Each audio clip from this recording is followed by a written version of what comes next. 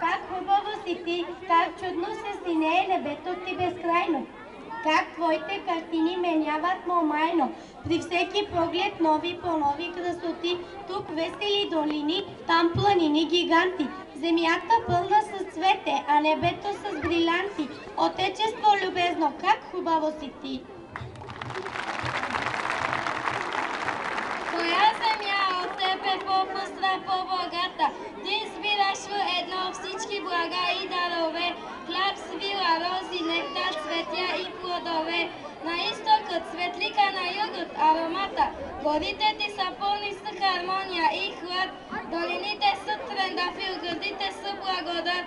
Коя земя от тебе по-пъстра, по-богата?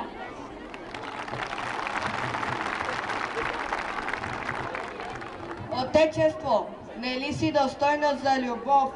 Кой странник без въздишки може да те остави? Кой има сила твоите карти да забрави?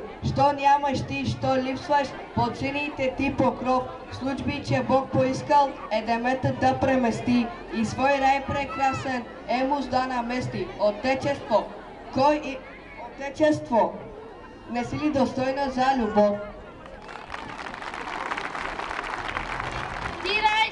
Но кой те прилично оценява, не те познава даже децата ти сами и твоето име свято нерядко ги срами. Какъв ли свят прекрасен, в теб и още скрит остава? Какви ли тайни дремят богатства, красоти, по твоите долини, поля и висоти? Ти рай си, но кой те прилично оценява?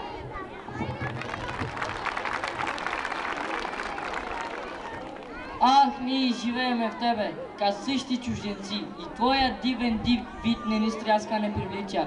Рогачът на планината по-много те обича. По-харно те познават крилатите певци, но...